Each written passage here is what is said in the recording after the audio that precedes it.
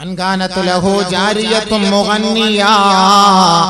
ആദരവായ റസൂലുള്ളാഹി സ്വല്ലല്ലാഹു അലൈഹി വസല്ലമ തങ്ങൾ പറയുകയാണ്, മൻ മാത വഇൻദഹു ജാരിയത്തുൻ മുഗന്നിയാ ഫലാ തുസല്ലു അലൈഹി ഔ കമാ ഖാല റസൂലുള്ളാഹി. ഗായികമാരും ഗായകന്മാരുമുള്ള വീട്ടില് അവരെ വളർത്തിയെടുത്ത് അവരെ പാട്ടുപാടാനും നൃത്തം ചവിട്ടാനും ഏതൊരു മാതാപിതാക്കളാണോ തയ്യാറായത്, ആ ഗായികമാരും ഗായകന്മാരുമുള്ള വീട്ടിൽ വെച്ചെങ്ങാനും അവരുടെ പാട്ടുപാടുന്ന സദസ്സിൽ വെച്ച് ആരെങ്കിലും മരണപ്പെട്ടാൽ ഫലാ തുസല്ലു അലൈഹി, അവന്റെ മേൽ നിങ്ങൾ മയ്യത്ത് നമസ്കരിക്കരുത്. ഗാനമേളയുടെ സദസ്സിൽ ഇരുന്നിട്ട് അറ്റാക്ക് വന്ന് മരിച്ചു പോയാൽ അവന്റെ മേൽ നിങ്ങൾ മയ്യത്ത് നമസ്കരിക്കരുത്. ഹബീബുനാ റസൂലുള്ളാഹി. അംഗീകരിക്കോ? അല്ലാഹുവിന്റെ റസൂൽ പറഞ്ഞതാ, ഹബീബായ തങ്ങൾ പറഞ്ഞതാ. അബൂബക്കർ പ്രത്യേകമായി മെനഞ്ഞുകൂട്ടി പറയുവല്ല, ഹബീബുനാ റസൂലുള്ളാഹി തങ്ങൾ പഠിപ്പിച്ച വാക്കാണിത്. ഏതെങ്കിലും മക്കളെ, നിങ്ങളുടെ മാതാപിതാക്കളെ നിങ്ങളെ പാട്ട് പാടിക്കാനും ഡാൻസും ഡിജെയ്ക്കും വേണ്ടിയാണ് നിങ്ങളെ വാർത്തെടുത്തത്, വളർത്തിയെടുത്തത്. ആ വാപ്പ മരിച്ചാൽ, ആ ഉമ്മ മരിച്ചാൽ അവർക്ക് വേണ്ടി മയ്യത്ത് നമസ്കരിക്കരുത്. അപ്പൊ എത്ര ഗൗരവമാണ് ഇതിന്റെ. അതുകൊണ്ടല്ലേ നബി തങ്ങൾ അങ്ങനെ പറഞ്ഞത്. എത്ര ഗൗരവമല്ലേ. അതുകൊണ്ടല്ലേ നബി തങ്ങൾ അങ്ങനെ പറഞ്ഞത്. മൻ സന്ന സുന്നതൻ സയ്യിഅതൻ വഅമില ബിഹാ.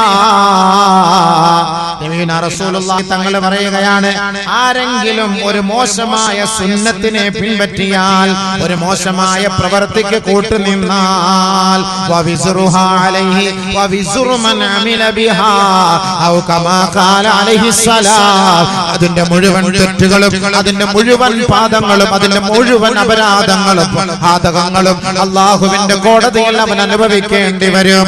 നമ്മുടെ മുസ്ലിം കുടുംബത്തിലെ നമ്മളിൽപ്പെട്ട ഒരു പെണ്ണിനെ പാട്ട് പഠിപ്പിച്ചു, അവള് ഫിലിമിൽ പോയി പാട്ടുപാടി, അവൾ ഒരു ആൽബത്തിലെ പാട്ടുപാടി, ഒരു മുസ്ലിം പെണ്ണോ മുസ്ലിം ചെറുക്കനോ പാട്ടുപാടി, അവർ ഒരു സിനിമ എടുത്തു, അവൻ മരിച്ചു എന്നിരിക്കട്ടെ, അല്ലെങ്കിൽ അവരുടെ മാതാപിതാക്കൾ മരണപ്പെട്ടു എന്നിരിക്കട്ടെ, അവർ മരണപ്പെട്ടതിന് ശേഷം ആ മരിച്ചുപോയ വ്യക്തിയുടെ പാട്ടെടുത്ത് ആരെങ്കിലും കേട്ടാൽ, ആ മ്യൂസിക് കേട്ടാൽ അതിന്റെ ശിക്ഷ ഉടനെ ആ ഖബറിലേക്ക് ഇറങ്ങുമെന്നാണ് ആദരവായ റസൂലുള്ളാഹി തങ്ങൾ പറഞ്ഞതിന്റെ ആശയം. നമ്മളൊരു പാട്ട് പഠിപ്പിച്ചു, മ്യൂസിക് അടിച്ച്, ആ പാട്ട് ലോകമെല്ലാരും കണ്ടു, നെറ്റിലായി. ഈ പാടിയ വ്യക്തി മരിച്ചു, അല്ലെങ്കിൽ ഈ പാടിയ വ്യക്തിയെ പഠിപ്പിച്ച മാതാപിതാക്കൾ മരിച്ചു.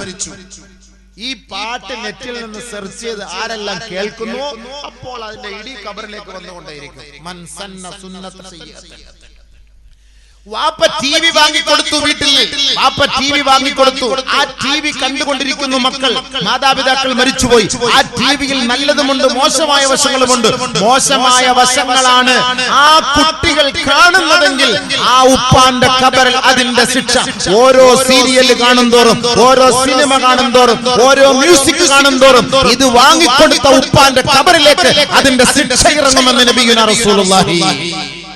അതാണ് ബർസഖിയായ ജീവിതം. നിങ്ങൾ എന്താ വിചാരിച്ച ഈ ഖബറിൽ കൊണ്ടുപോയിട്ട് മൗല പള്ളിയുടെ ഖബർസ്ഥാനിൽ കൊണ്ട് കുഴിച്ചിട്ടിട്ട് എല്ലാവരും അസ്സലാമു അലൈക്കും ഫാത്തിഹ ഓതി വന്നു കഴിഞ്ഞാൽ പിന്നെ മൂപ്പിൽ അങ്ങനെ രക്ഷപ്പെട്ടു പോകുന്നതാണ് നിങ്ങൾ ധരിച്ചത്. കുറച്ചൊക്കെ നമ്മൾ ചെയ്തു വെക്കണം. ചെറിയ അബുവൊക്കെ ദുആയുടെ ബർക്കത്തുണ്ട്, രക്ഷപ്പെടും. ചെറിയതൊക്കെ നമുക്കറിയാം, നമ്മൾ അല്ലാഹു തആല മാപ്പാക്കും. ബർസഖിയായ ജീവിതം എന്ന് പറഞ്ഞാൽ എന്താ? നിങ്ങൾ എന്താ വിചാരിച്ച ഖബറിന്റെ ജീവിതം? നബിയുനാ ശഫീഉനാ റസൂലുള്ളാഹി സ്വല്ലല്ലാഹു അലൈഹി വസല്ലമ തങ്ങൾ ഒരു ഖബർസ്ഥാനിലൂടെ നടന്നു പോവുകയാണ്. കുറെ സ്വഹാബാക്കൾ എല്ലാവരും അവിടെ ഒരുമിച്ച് കൂടി നിൽക്കുന്നു.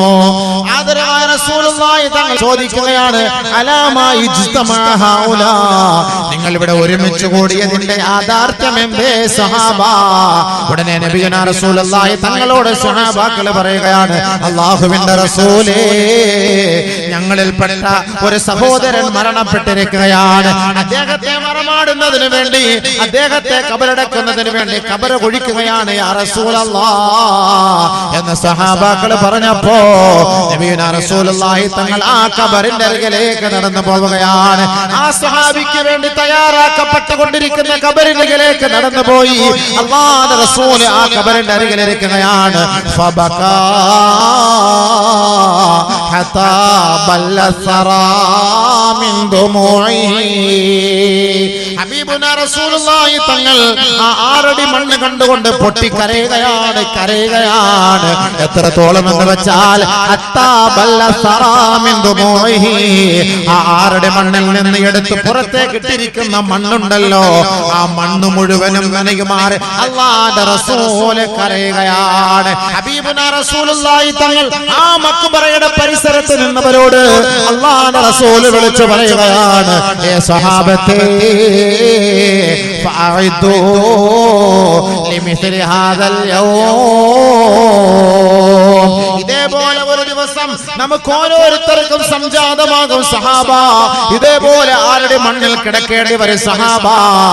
1000-ഉം 10,000-ത്തിന്റെ സ്ക്വയർ ഫീറ്റിലെ അമ്പരച്ചുംബികളായ കോട്ടകൊത്തളങ്ങളിൽ കിടന്നുറങ്ങുന്ന ഞാനും നിങ്ങളുമെല്ലാം നാളെ ആരുടെ മണ്ണിന്റെ ഇരുണ്ട തുരുത്തിലേക്ക് പോയി കിടക്കേണ്ടി വരും സഹാബ.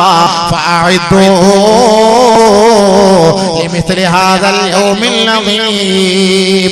ഇതേപോലെ ഒരു ഭയാനകത നിറഞ്ഞ, ഇതേപോലെ ഒരു ഭയങ്കരമായ ഒരു ദിവസത്തെ ഞാനും നിങ്ങളും അയവിറക്കണേ, ഓർക്കണേ.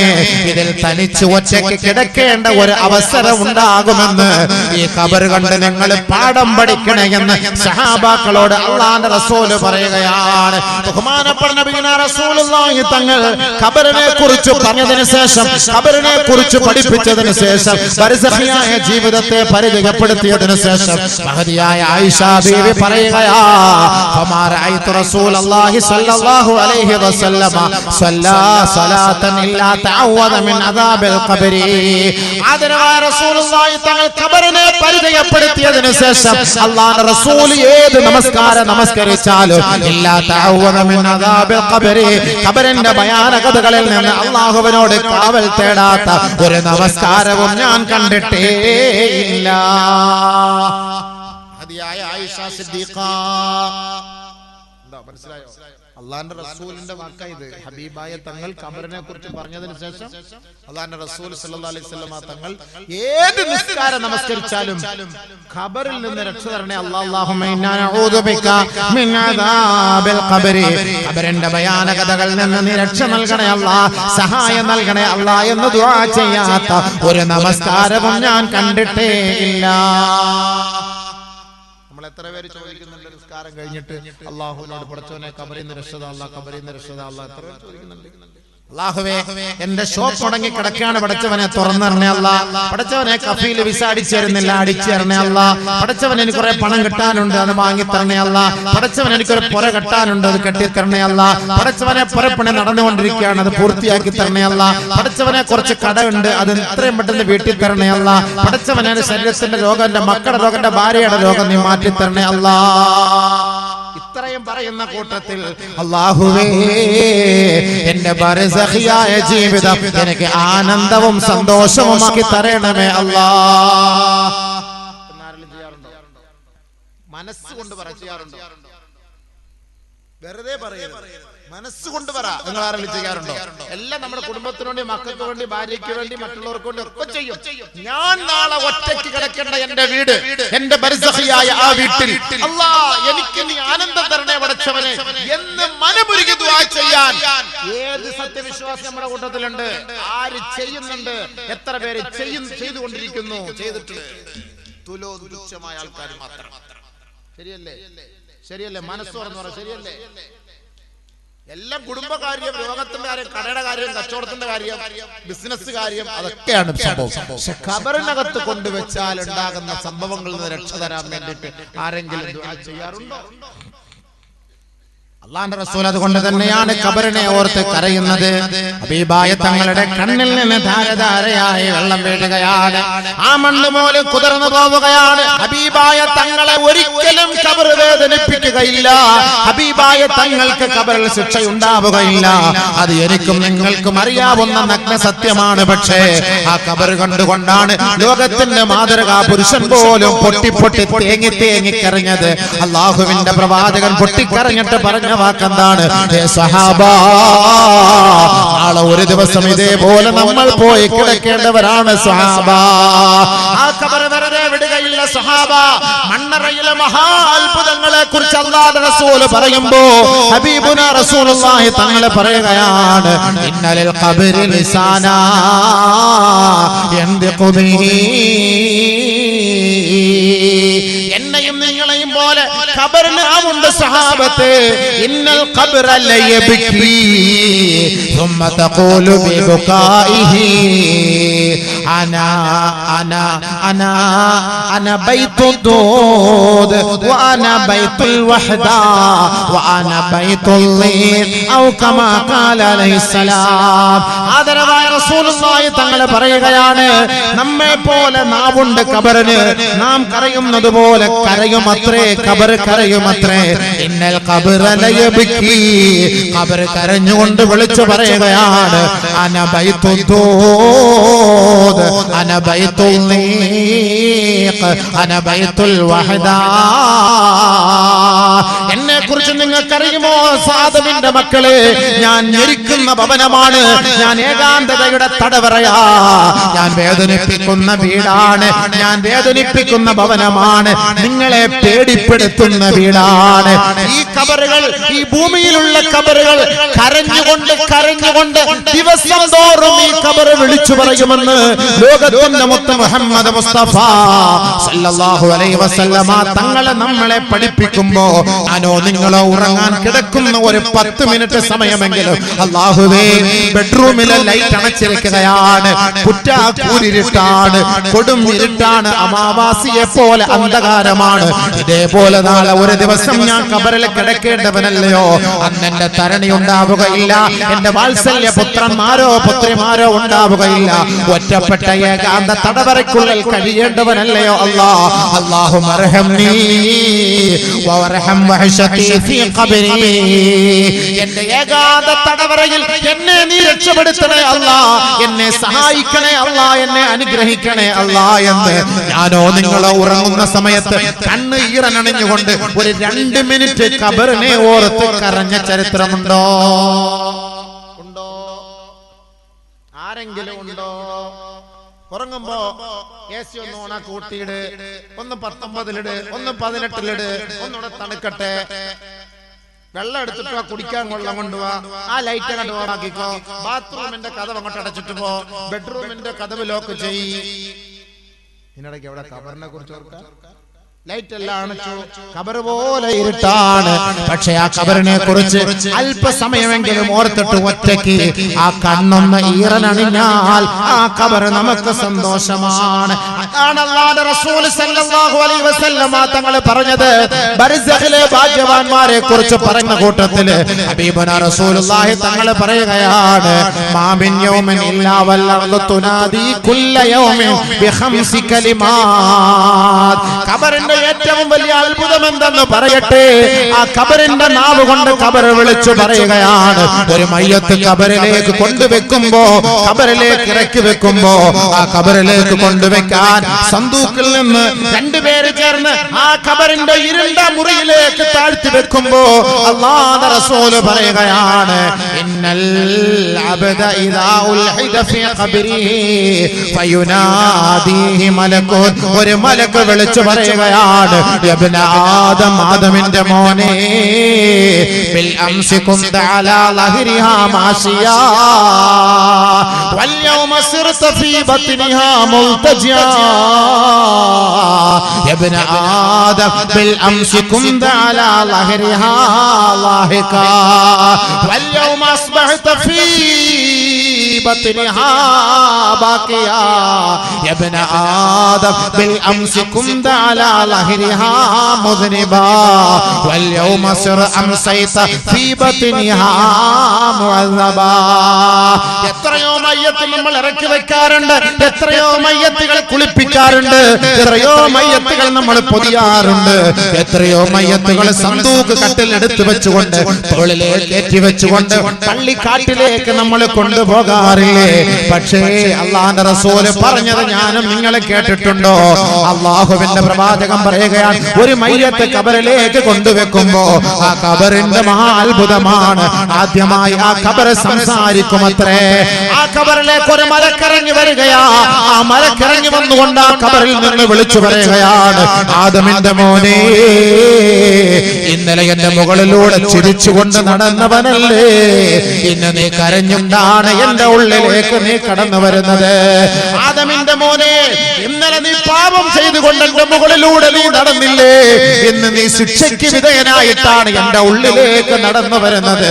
ആദമിന്റെ മോനെ, ഇന്നലെ നീ ഓടിച്ചാടി ഈ ഭൂമുഖത്തോടെ നടന്നു നീങ്ങിയവനല്ലേ, പാട്ടുപാടിയവനാണ്, അട്ടഹസിച്ചവനാണ്, ആനന്ദിച്ചവനാണ്, ആഹ്ലാദിച്ചവനാ.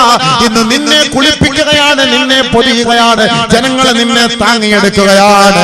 നിനക്ക് സംസാരിക്കാൻ കഴിയുന്നില്ല, നിന്റെ കൈകാലുകൾ ചലിപ്പിക്കാൻ കഴിയുന്നില്ല, നിന്റെ കണ്ണൊന്ന് തുറക്കാൻ കഴിയുന്നില്ല. നിന്റെ പാവപ്പെട്ട മക്കൾ നിന്റെ ഓരത്തൊന്ന് പൊട്ടിക്കരയുകയാണ്. നിന്നെ ഇഷ്ടപ്പെട്ട, നിനക്ക് ഖിദ്മത്ത് ചെയ്ത നിന്റെ തരുണി നിന്റെ ഓരത്തുണ്ട്, നിന്റെ ചാരത്തുണ്ട്. പക്ഷേ അവളുടെ കണ്ണുനീര് നിനക്ക് കാണാൻ കഴിയും, പക്ഷേ പ്രതികരിക്കാൻ സാധ്യമല്ല. അവരുടെ കണ്ണുനീര് ഒന്ന് ഒപ്പിയെടുക്കാൻ നിനക്ക് സാധ്യമല്ല. ഇന്നലെ വരെ ചിരിച്ചു നടന്ന നീ ഇന്ന് നീ കരഞ്ഞുകൊണ്ടാണ് എന്റെ ഉള്ളിലേക്ക് കടന്നു വരുന്നത്. ബഹുമാനപ്പെട്ട നബിയുനാ റസൂലുള്ളാഹി തങ്ങൾ പറയുകയാണ്, എല്ലാ ദിവസവും നമ്മുടെ പള്ളിയുടെ മക്ബറകൾ ഈ 3 വാചകം വിളിച്ചു ചൊല്ലാത്ത ഒരു ദിവസം പോലും ഈ ഭൂമിയുടെ മുകളിലൂടെ കടന്നു പോകുന്നേ ഇല്ല. മദീനയുടെ മുത്തുമോൻ മുഹമ്മദ് മുസ്തഫ സല്ലല്ലാഹു അലൈഹി വസല്ലം റസൂൽ പറഞ്ഞതാണ്, അങ്ങനെ ചർച്ച ചെയ്യാത്ത ഒരു ഖബർ പോലും ഒരു പള്ളികളിലും ഒരു മഖാബറുകളിലും ഇല്ല. എല്ലാ ഖബറും വിളിച്ചു പറയും, എല്ലാ ഖബറും വിളിച്ചു പറയും. ഇന്നലെ സുഖിച്ചു നടന്നു, ഇന്ന് നീ വാ എന്റെ ഉള്ളിലേക്ക് വാ.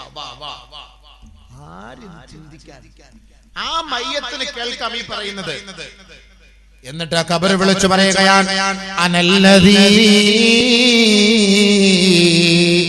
മൻ ബൈതു മൻ ദഖലനി മുത്തിയാ ഖറജ മസ്റൂറാ വ അനല്ലദീ ബൈതു മൻ ദഖലനി ആസിയൻ ഖറജ മഖ്ബൂറാ. ഞാൻ ഏത് വീടാണെന്ന് നിങ്ങൾക്കറിയോ? സന്തോഷത്തോടുകൂടി എന്റെ ഉള്ളിലേക്ക് കടന്നു വന്നാൽ നിങ്ങളെ സ്വീകരിക്കുന്നതും സന്തോഷത്തോടുകൂടി മഹ്ശറയിലേക്ക് കൊണ്ടുപോവുകയും ചെയ്യുന്നവനാണ് ഞാൻ.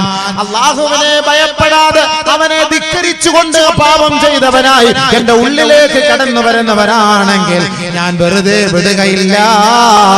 കുന്തുൽ യൗമ അലൈക നിഖ്മാ, ഞാൻ ഇന്നത്തെ ദിവസം നിന്നെ വേദനിപ്പിക്കുമത്രേ.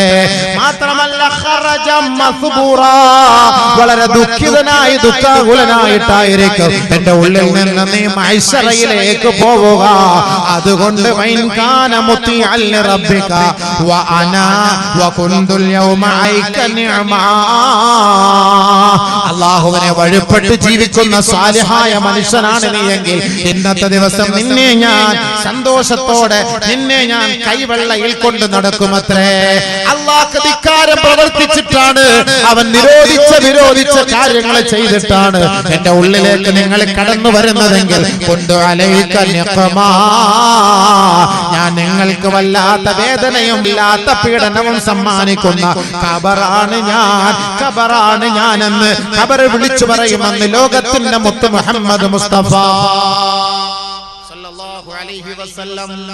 ആരെങ്കിലും ശ്രദ്ധിക്കുന്നുണ്ടോ?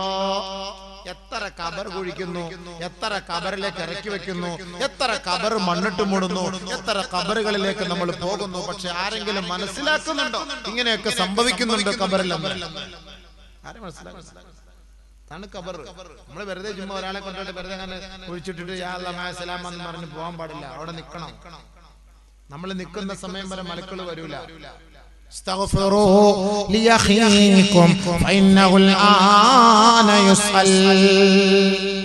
നിങ്ങൾ എഴുന്നേറ്റ് പോകരുത്. ആ ഖബറിന്റെ അരികിൽ നിങ്ങൾ നിൽക്കണം. നിങ്ങളുടെ സഹോദരൻ ഇപ്പോൾ ചോദ്യം ചെയ്യപ്പെടാൻ പോവുകയാണ്. അതുകൊണ്ട് ആ ഖബറാളിക്ക് വേണ്ടി നിങ്ങൾ അല്ലാഹുവിനോടൊന്ന് പാപമോചനം തേട്. പോകരുത്. ഒരു ഖബറിന്റെ അരികിൽ നിന്ന് സഹാബാക്കൾ വളരെ വേഗത്തിൽ പോകുന്നത് കണ്ടിട്ട് അല്ലാഹുവിന്റെ റസൂൽ സല്ലല്ലാഹു അലൈഹി വസല്ലമ തങ്ങൾ സഹാബാക്കൾക്ക് നൽകിയ താക്കീതാണ്, നിങ്ങൾ പോകരുതേ പോകരുതേ, ആ ഖബറാളിക്ക് വേണ്ടി നിങ്ങൾ പാപമോചനം തേടണേ. അതാണ് നമ്മൾ ആ ഖബറിനരികിൽ നിന്ന് വിളിച്ചു പറയുന്നത്, അല്ലാഹുമ്മ സബ്ബിതുഹു ഇൻദ സുആൽ, അല്ലാഹുമ്മ ജാഫിൽ ഖബ്റ അൻ ജൻബിഹി, അല്ലാഹുമ്മ ഗഫിർ ലഹു വർഹംഹു, അല്ലാഹുമ്മ ആമിൻഹു മിൻ കുല്ലിൽ ഫസഅ. അല്ലാഹുവേ, ആ ഖബറാളിക്ക് നീ പുറത്തു കൊടു, ആ ഖബറാളിക്ക് വിശാലത കൊടു, ആ ഖബറാളിയുടെ ചോദ്യത്തിന്റെ മുന്നിൽ വിറങ്ങലിച്ചു പോകാതെ ധരിച്ചു നിൽക്കാതെ മറുപടി പറയാനുള്ള ധൈര്യവും സ്ഥൈര്യവും നീ നൽകണേ പഠിച്ചവനെ എന്ന് നമ്മൾ ആ ഖബറിന്റെ അരികിൽ നിന്ന് ദുആ ചെയ്യുന്നതിനാണ് ഖബറിന് സന്തോഷം കിട്ടാനാണ്. ഖബറിന് സന്തോഷം കിട്ടാൻ ഖബറൊന്നും വെറുതെ വിടൂല ആരെയും, അത് പ്രവാചകന്റെ മോനാണെങ്കിലും പോലും. അതാണ് രസം, അതാണ് ഞാൻ പറഞ്ഞു വന്നത്. സല്ലല്ലാഹു അലൈഹി വസല്ലമ തങ്ങൾ ഹബീബുനാ റസൂലുള്ളാഹി തങ്ങൾ പറയുകയാണ്, വസ്തുഖിനിയ മിൻ ഹാദിഹി വമ്മത്തി തലാദത്തുൻ, ഖബറിന്റെ ഞെരുക്കത്തിൽ നിന്ന് രക്ഷപ്പെട്ടത് മൂന്ന് പേരാണ്. അതിലൊന്ന് അൽ അംബിയാ, അംബിയാക്കളാണ്, അവരെ ഖബർ വെറുതെ വിടും. രണ്ടാമത് ഖുൽ ഹുവല്ലാഹു അഹദ്, മരണസമയത്ത് ഓതുന്നവരാരാണോ അവരെയും ഖബർ ഞെരുക്കുകയില്ല. ആ ഭാഗ്യം അല്ലാഹു നമുക്ക് ഓരോരുത്തർക്കും നൽകുമാറാകട്ടെ. എപ്പോഴും ഖുൽ ഹുവല്ലാഹു ഓതണം. സൂറത്തുൽ ഇഖ്ലാസ് അതൊരു വലിയ ബർക്കത്തുള്ള കേസാണ്. നമ്മുടെ രോഗങ്ങൾ, നമ്മുടെ ഇടങ്ങേറുകൾ, നമ്മുടെ വിഷമങ്ങൾ, നമ്മുടെ പ്രയാസങ്ങൾ, ഒരുപാട് വിഷമങ്ങളും രോഗങ്ങളും ദുഃഖങ്ങളും കൊണ്ട് കഷ്ടപ്പെടുന്നവരുടെ നമ്മുടെ കൂട്ടത്തിൽ. ആ ബുദ്ധിമുട്ടും പ്രയാസങ്ങളൊക്കെ മാറിക്കിട്ടാൻ വേണ്ടി ഏറ്റവും എളുപ്പമായ വഴിയാണ് സൂറത്തുൽ ഇഖ്ലാസ് അധികമായി പാരായണം ചെയ്യുക. من قرأها 3 مرات عدل بالقراءة الوحي كله أو كما قال عليه السلام. ആരെങ്കിലും 3 പ്രാവശ്യം സൂറത്തുൽ ഇഖ്ലാസ് ഓതിയാൽ പരിശുദ്ധമായ ഖുർആൻ മുഴുവനും ഓതിയവനെ പോലെയാണ്.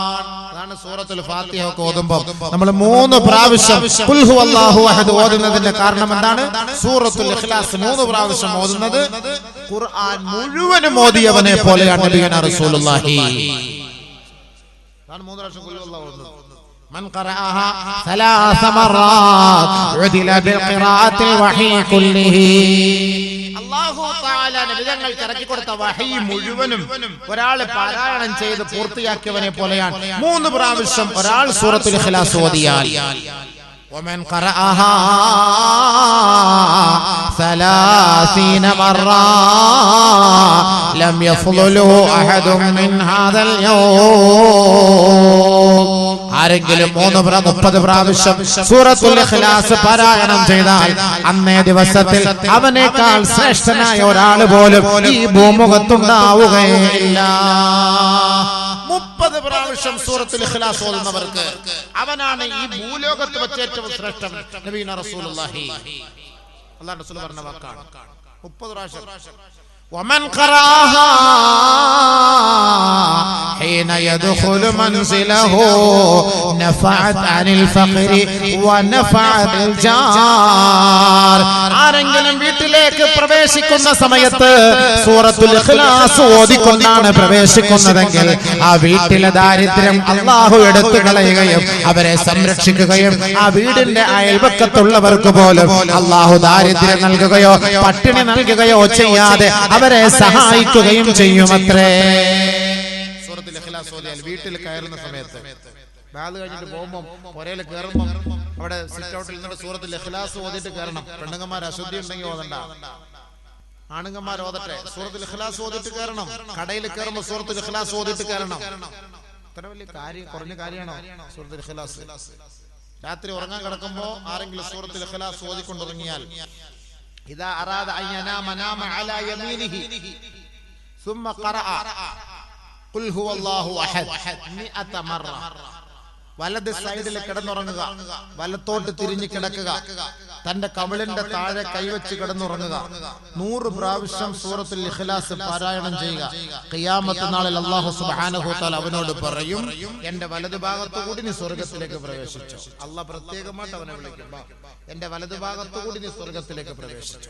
സൂറത്തുൽ ഇഖ്ലാസ് ഓതി കിടക്കുന്നവർ ഉറങ്ങുന്ന സമയത്ത് സിനിമയും സീരിയലും കണ്ടിട്ട് ഉറങ്ങുന്നവർക്ക് നാളെ ഇബ്ലീസ് വിളിക്കുമ്പോ എന്റെ ഇടതുഭാഗത്തോടി നരകത്തോട്ട് പോയിക്കോ, ഞാൻ പുറകെ വരാം. എന്റെ കൂട്ടുകാരെ മുഴുവനും ഞാൻ അകത്ത് കയറ്റിയിട്ട് ഞാൻ പുറകെ വരാം, ഇങ്ങോട്ട് പോയിക്കോളാൻ പറയും. എല്ലാവരും ഇങ്ങോട്ട്. ഇതാ രണ്ട് വ്യത്യാസത. ഇഖ്ലാസ് ഓതിട്ട് ഉറങ്ങുന്നവർക്ക് കിട്ടുന്ന ഗുണമാണ് സൂറത്തുൽ ഇഖ്ലാസിന്റെ മഹത്വത. നമ്മുടെ രോഗങ്ങൾക്ക് പരിഹാരമാണ്. അള്ളാഹുവിന്റെ നാമങ്ങൾ ഓതി ദുആ ചെയ്യ്, തീർച്ചയായും നമുക്ക് എല്ലാ പ്രശ്നങ്ങൾക്കും അള്ളാഹു പരിഹാരം തരും. അതുകൊണ്ട് സൂറത്തുൽ ഇഖ്ലാസ് വലിയ ഗുണങ്ങൾ, അതിന് ഒരുപാട് ശ്രേഷ്ഠതകൾ സവിശേഷതകളൊക്കെ ഹദീസിൽ വന്നിട്ടുണ്ട്. അങ്ങോട്ടേക്കൊന്നും ഞാൻ കടക്കുന്നില്ല.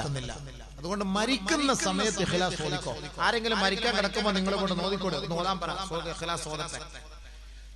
അസ്വസ്ഥത, ശാരീരികമായ ഒരു അസ്വസ്ഥത, ഒരു ബുദ്ധിമുട്ടോ നമുക്ക് അനുഭവപ്പെട്ട് ആശുപത്രിയിലേക്ക് പോകുന്നു, ഇഖ്ലാസ് ഓതിക്കൊണ്ടുപോ. സൂറത്ത് ഇഖ്ലാസ് ഓതിക്കൊണ്ടുപോ.